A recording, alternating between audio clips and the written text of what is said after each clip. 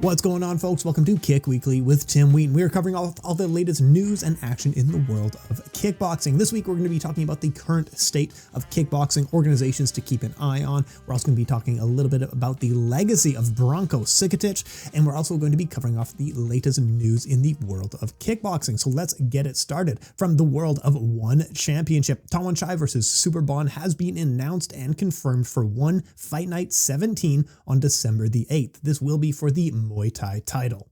Superbon has put together an incredible legacy as a kickboxer. Now that he has lost his title, he's going to go back to the sport where he started, Muay Thai, and try to take a title off of Thom Harinck. Stamp Fairtex, she picked up a world title in MMA, and now she's looking to take it back to the sports where she began in One Championship and reclaim her titles in both Muay Thai and kickboxing.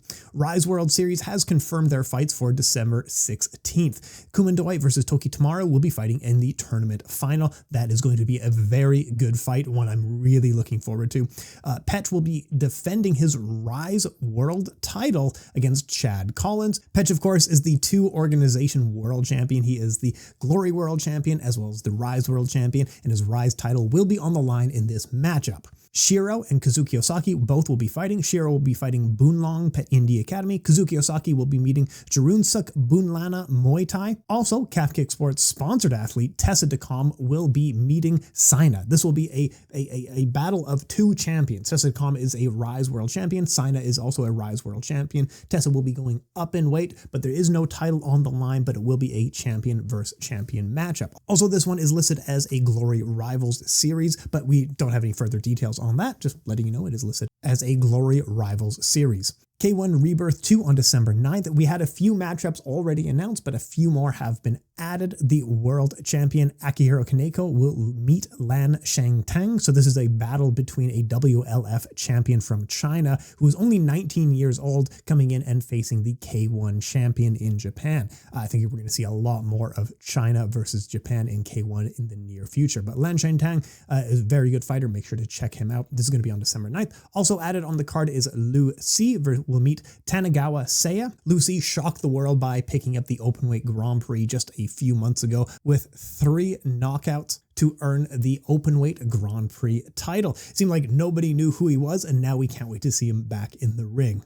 And last week we were covering off all of the kind of old history of K1 kickboxing and how we got to Dutch style kickboxing and how we picked up and how K1 kickboxing is both an organization and a rule set and how we got to that point and some major influences. So due to some fan comments, we wanted to talk about what is currently going on in the world of kickboxing and Muay Thai. Anytime that I'm talking about something on air, I am always working on the assumption that everyone listening has as much knowledge as I do.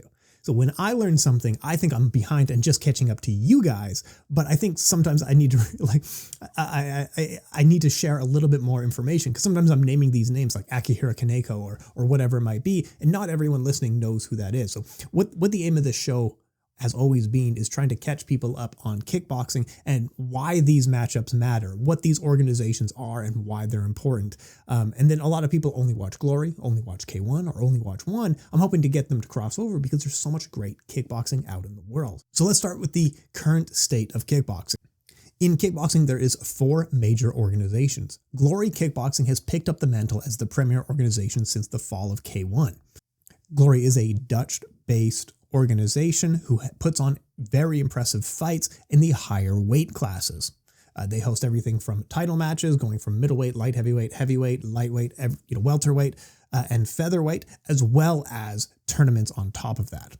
They have fighters from all over the world, all over Europe, and they're a great organization to watch. Most of their events are pay-per-view, and they've had a very good year. I think they've turned a corner with the reality show. They've built a lot of hype around a lot of these fights that they have coming up. Glory Collision 6 is coming up in the next few weeks here with Rico Verhoeven, and we can feel the hype building for this one. It really does feel like a major fight event. So I think Glory has really turned a corner here.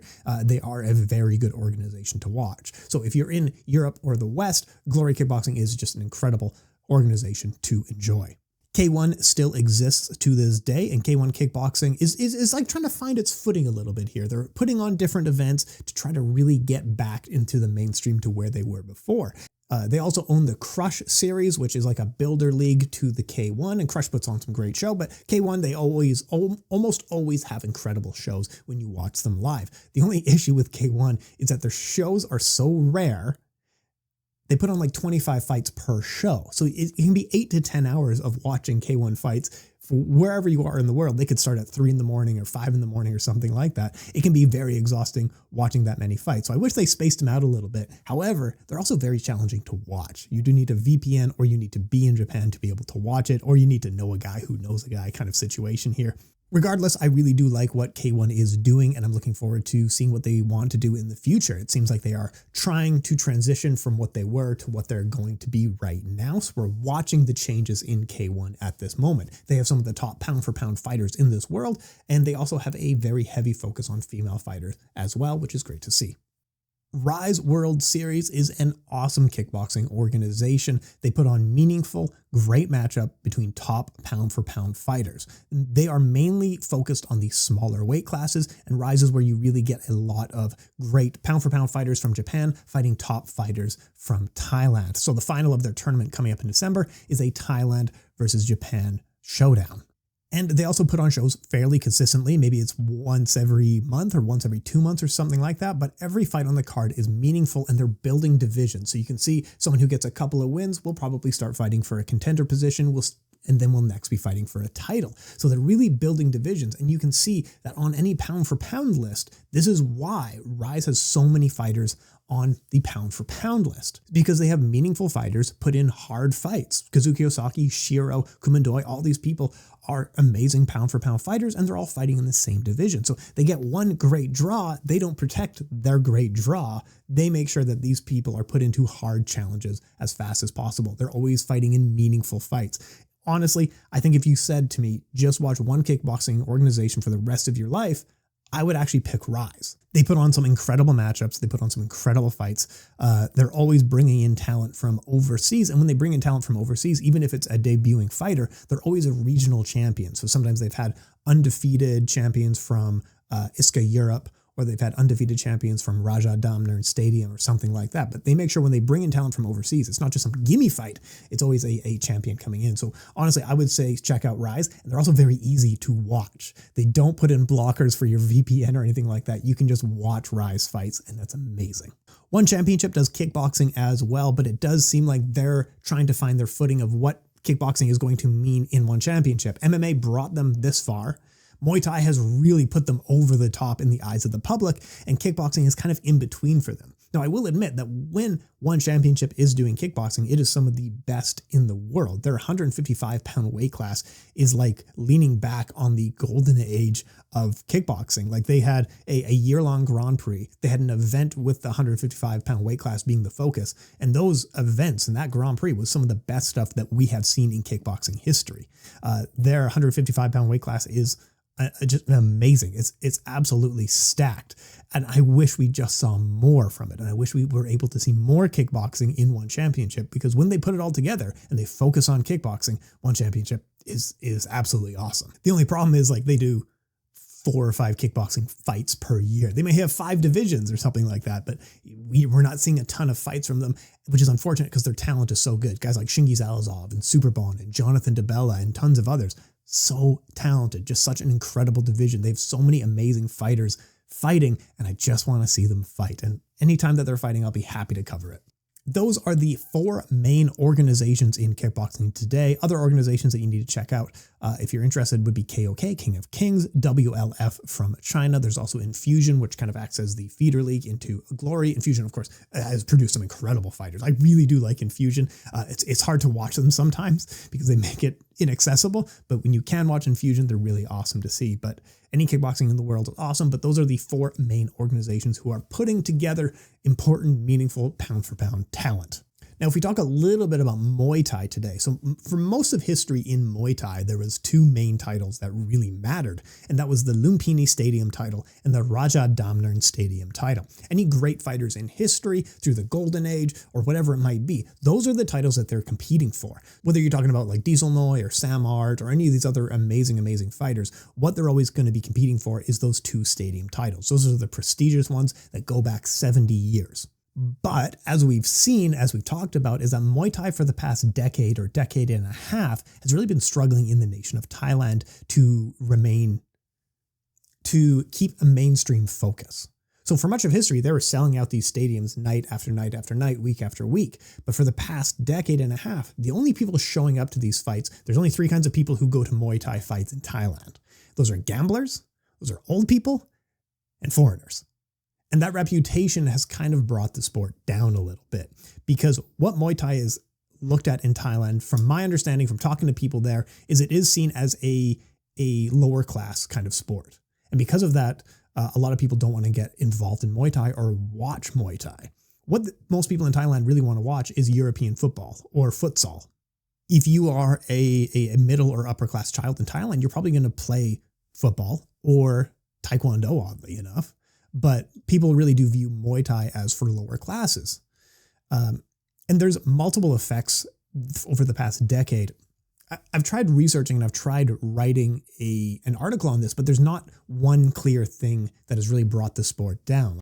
But the biggest factor, it's not so much child labor, it's not so much children getting injured, things like that. The biggest factor is just the gambling factor. It has really brought down this sport in the eyes of people in Thailand. And if you look up even to this day, there's still corrupt matches. There's still fighters taking dives. Fighters still sometimes get poisoned before major matchups. And it's stories like this which really poison the sport in the eyes of a nation. And I know a lot of people, it's an extremely disappointing thing. I know Samart had talked about it in the past. Samart 10 years ago in an interview said that Muay Thai will be taken over by foreign interests. Now think about when he said that 10 years ago. The only things that were going on 10 years ago was Raja Damnard and Lumpini Stadium. And he said foreigners are going to take the sport over. And it may not be so much that there's this sweeping change of the titles to all foreign people, but the owners and maybe the fighters, there's a slight trend towards more foreigners taking over Muay Thai in Thailand. So we look at the biggest effects that have happened over the last few years in Thailand. Well, it's RWS and it's One Championship. One Championship is a Singapore-based company which is slowly moving its central headquarters to Bangkok, and they are trying to fuel Muay Thai back into the mainstream. And from talking to a few people there, apparently One Championship has done an incredible job of making superstars, people like Stamp and Rod Tank and Superlek and these types. Apparently they are doing a good job. RWS is also doing a very good work in creating Muay Thai that everybody can enjoy, where it just feels like you're watching a great sport coming from Thailand. So right now in Muay Thai, it's a mix of titles. There's not like a few clear organizations where if you pick up this title, it means a lot. In fact, the Lumpini Stadium and the Raja Damnern stadiums right now are not the most illustrious titles. The One Championship title, the RWS title, the True For You, the Pet Yindi Kingdom. There's all these different titles, and it's not always clear which ones are the most illustrious. It does vary a lot by division. So for example, and it gets more confusing the more you look into it. So RWS is Raja Damnern World Series, and RWS has their own world title. Danny Rodriguez held the Raja Damnern Stadium and the RWS title separately. And he lost the RWS title recently, but he also defended the Raja Damnern Stadium title just last week and won by first round knockout. It was really cool. So I think Muay Thai has a less of a clear narrative on like what four organizations you need to watch, what fighters you need to watch. And it's just because there isn't a set leadership right now in Muay Thai like there was in the past. It's not just the stadium scene that you need to keep an eye on. There's quite a few organizations. But of course, for watching Muay Thai, you might need to translate some Thai to English in your Google searches. But all of Muay Thai coming from Thailand is put out for free. You can find all of it on YouTube. Everything from Pet Yindi Kingdom, RWS, One Championship, of course, and tons of others. It's just free on YouTube. It's just a matter of finding this stuff. So a lot of this is through MuayThai2000.com, and they do have an English version, and through there you can quite often find events going on almost every day, and that way you can keep track of Muay Thai. Now, so kickboxing, there's 4 clear organizations, and they're rare enough that you can watch each one, no problem at all, from K1, Rise, One Championship, and Glory. It's very easy to watch all of those events, no questions asked. Muay Thai, it can be a lot more challenging because there is fights every day, and it's not always clear where the meaningful fights are happening. And that's why on this show, I try not to cover things that I think I'm not an expert on, right? I know the known unknown things that I don't know. Does that make sense? There are things that I don't know, and I know I don't know them. but there are things that I don't know, and I don't know that I don't know them. Does that makes sense, right? And the things that I don't know are often regional Muay Thai and where that matters. So because of that, I would love to know more, but I choose not to cover it in front of you people because I'm not an expert on that. Whereas One Championship Muay Thai and RWS Muay Thai, I can very clearly say, like, I know a lot about this because I've researched it or I've talked to people in those organizations. So I can confidently talk about them. And same with the kickboxing organizations, the big four organizations. I'm quite confident that I know a lot there. So I talk about it with you folks. The stuff that I don't know is like the Pet Indie Kingdom and True for You and these kinds of things where I'm really not an expert on it. I can recognize it. And I can guide you to muaythai2000.com so you can do some help there if you want to get more into Muay Thai. But yeah. I think for a lot of that, you can check out others.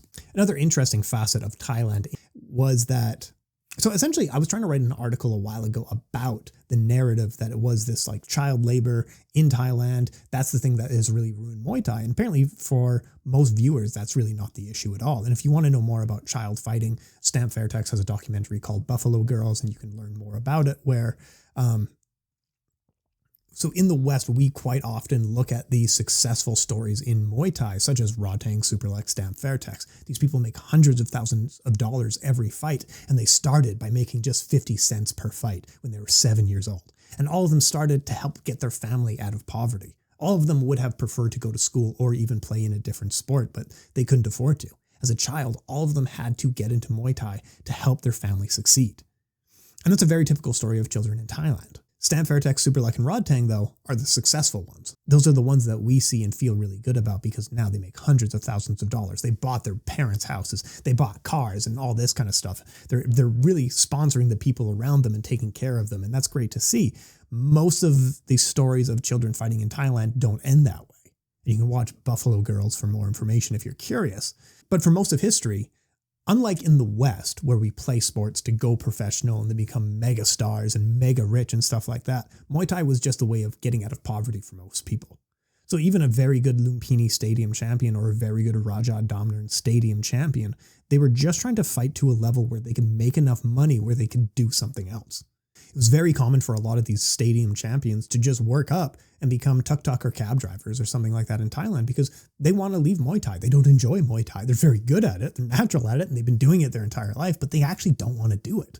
The Rodtang and these types, that's a much more rare story. And if you look at a list of greats, most of them did leave the sport of Muay Thai to just go do something else. So Diesel Noi for a while became a Buddhist monk and just did other things in the country. He had no interest in Muay Thai anymore. He was done with the sport. He became a really renowned, amazing champion. No one wanted to fight him. They asked him to retire, so he retired. He was more than happy to retire during that stage. But now he's back and training people.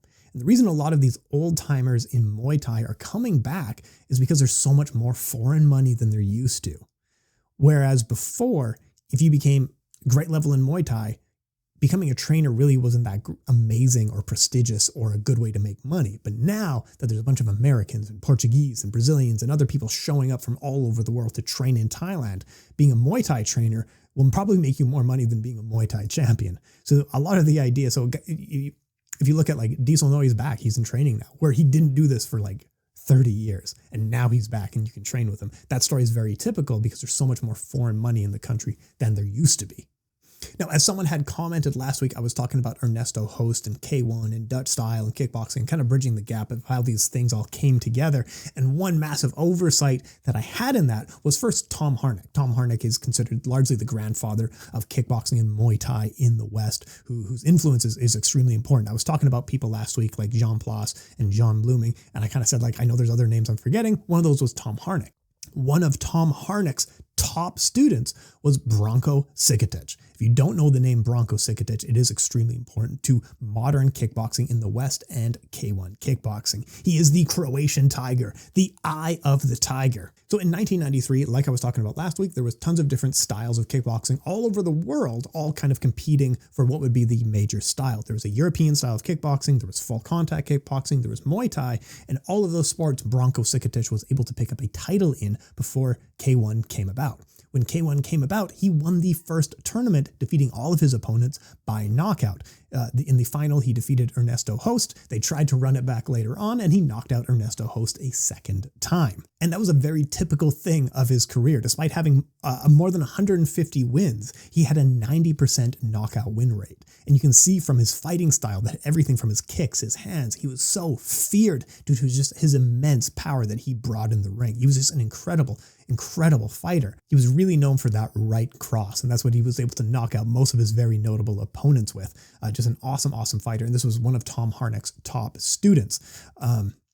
But one of the funny stories of that era was that Branko wasn't actually one of the top 8 picks to even get into that 1993 K1 tournament. The tournament that he won. This is one of the crowning achievements in his history, in K1's history, is him winning it, and he wasn't even one of the top picks. So Thom Harinck had entered Peter Aerts in this tournament because K1 asked for a younger fighter. Just 2 weeks before the event, K1 phoned Thom Harinck again and said, "Hey, we had one of our guys drop out. Can you bring another fighter?" And Tom said, "Yeah, I have this other guy. You know, he's not young by any means, but he is powerful." And they said, "Yeah, great, bring him along. That's no problem at all." So he wasn't K1's or Thom Harinck's top pick to get into this tournament, and then he beat everybody by knockout. What an awesome guy. And according to Thom Harinck in interviews, Branko was one of the nicest people outside the ring, and he was extremely gentle and kind in sparring. And you have to put into perspective of how hard these Dutch guys were sparring back then, that knockouts were common, that they were all going full power against one another in the training room. And Branko was not one of those guys. He would always go gentle on the people that he was sparring with. Apparently, when Thom Harinck first began training with Branko Cikatić, Cikatić had nowhere to live at that point. So he was living at the gym. So he'd wake up every morning and then get in a fight with Peter Aerts. Like, what an amazing, insane life that is. And he also really struggled during that period because apparently he grew up on full contact, which has no leg kicks, and he was slowly adjusting to more Muay Thai K1 style, which had more low kicks. So he said that was training low kicks with Peter Aerts every day was the toughest point of my life. So while he was respectful outside the ring, he was a knockout machine in the ring. Just one of the all-time greats in terms of thunderous power. Now, the reason this name isn't brought up so much is just as kickboxing was really taking off worldwide and entering that golden age, he was almost just aging out of it. So he was 38 years old when he picked up the 1993 K1 Grand Prix title. And that is on the later end of a person's career, but he still kept fighting and still stayed active. To that point, he had already picked up lots of titles in full contact, Muay Thai, European kickboxing, those kinds of things. But his legacy continued on in the fighters that he taught. One of the fighters that he worked closely along with was Mirko Krokop Filipovic, one of the all-time great Croatian kickboxers and MMA fighters. Now, Mirko Krokop is an inspiration for so many people. And he owed a lot of his career to Branko Cikatić, was his top training partner. And we can also see it today in any Croatian fighters, their inspiration would have been Branko. So Branko Cikatić worked with Antonio Plazibat, and for Plazibat, that was a big deal. That was a massive deal. That's the guy that you watch on TV, one of the great inspirations of your life you get to work with and learn from. Now, of course, Mirko Krokop picked up titles all over the world, was a very good kickboxer, was a very good MMA fighter. Antonio Plazibat, of course, just an incredible kickboxer. He picked up K1 titles. He's pretty much picked up gold in every organization that he's fought in, and still one of the top ranked fighters to this day. And that is the great influence of Branko Cikatić. And folks, these are all from user comments, whether it be on Instagram or YouTube or elsewhere. So if you want me to talk about anything or have any questions, I am more than happy to help and answer some questions. And especially if there's gaps in my knowledge where, like, I forgot Thom Harinck. Of course, that's probably a stupid thing to do when I'm talking about some of the grandfathers of kickboxing. Let me know. Talk to me about it. I'm more than happy to fill in the gaps because it's all about learning and getting better at this sport. Now, this is a little bit of a slower couple of weeks here, but next week we are back at it. One Championship has a show. Glory Kickboxing has Collision 6, so it's going to be a big one next week. There's also, I think, an Octagon. I think there's also Karate Combat. There's a lot going on next week. It's going to be a really busy week for me. Lots of interviews coming out in the next little while here. Hopefully have a roundtable for Collision 6 with a few guests. But yeah, folks, I appreciate you tuning in for Kick Weekly with Tim Wheaton. Any questions, shoot them over to me. More than happy to talk to you folks. Thank you so much for your time.